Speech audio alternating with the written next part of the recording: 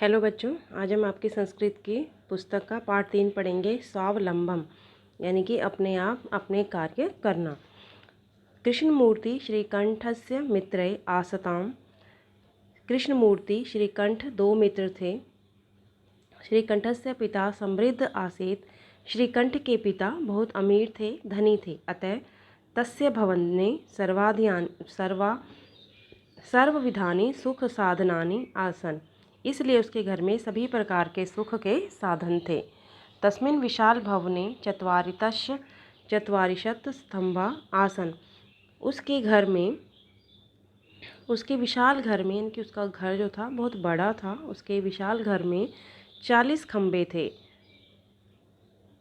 तस्य अष्टादश प्रकोष्ठु 50 गवाक्षा चतुर्वारिशत् द्वाराणि षट्त्रिशत् विद्युत व्यंजनानि चे आसन। उसके 18 कमरों में 50 खिड़कियाँ, 44 दरवाजे और 36 बिजली के पंखे थे। तत्र 10 सेवका निरंतर कार्य कुर्वन्ति समय। वहाँ 10 सेवक निरंतर कार्य करते थे। पर कृष्णमूर्ति माता पिता च निर्धनौ कृषक दंपत्ति।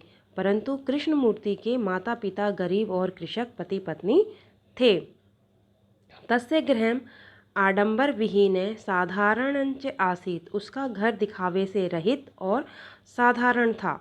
एकदा श्रीकंठ तेन सह प्रातः 9 तस्य गृहम् आगच्छत्।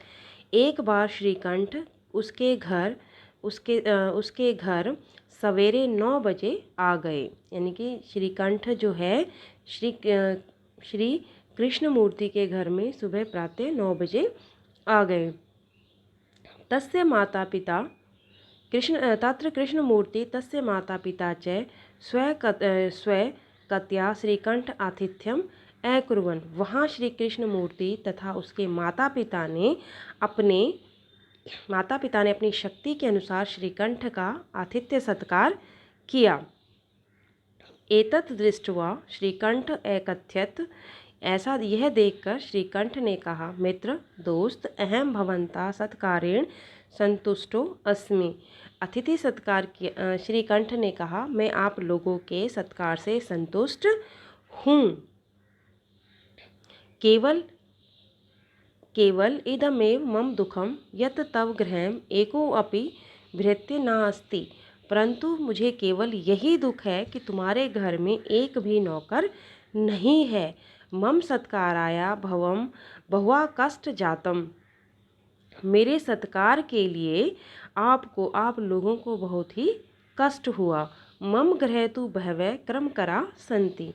मेरे घर में तो अनेक नौकर हैं। तदा कृष्णमूर्ति अवदत्, मित्र। तब कृष्णमूर्ति बोला, दोस्त, ममापि अष्टो कर्मकरा। मेरे भी 8 नौकर हैं। कर्मकरा सन्ति। मेरे भी 8 नौकर हैं। ते च 2 पादौ 2 हस्तौ 2 नेत्रौ 2 श्रोते इति। 2 पैर, 2 हाथ, 2 नेत्र और 2 कान।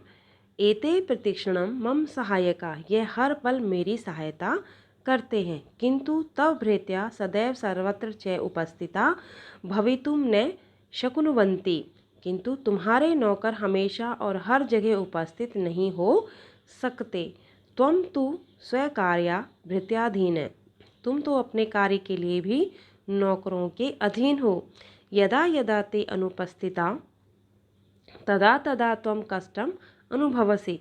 जब जब वे गैर हाजिर होते हैं तब तुम कष्ट को अनुभव करते हो। स्वावलंबने तु सर्वदा सुखमेव न कदापि कष्ट भवति। स्वावलंब में सदा ही सुख है, कभी भी कष्ट नहीं होता। श्रीकंठ अवदत्। श्रीकंठ ने कहा, मित्र दोस्त, तब वचनानि श्रुत्वा मम मनसि महती प्रसन्नता जाता। तुम्हारे वचनों को सुनकर मेरे मन में बहुत ही प्रसन्नता हुई। अधुना अहमपि स्वकार्याणि स्वयमेव कर्तुम इच्छामि। अब मैं भी अपने कार्य स्वयं करना चाहता हूँ। भवतु सार्धद्वादश वादनमिदं साम्प्रतं गृहं चलामि। अब 12:30 बज गए हैं। अब मैं अपने घर चलता हूँ। इस कहानी से हमें ये शिक्षा मिलती है कि हमें जो है कभी भी नौकर चाकर पर निर्भर नहीं रहना चाहिए। हमें अपने काम स्वयं ही करने चाहिए जितना हो सके।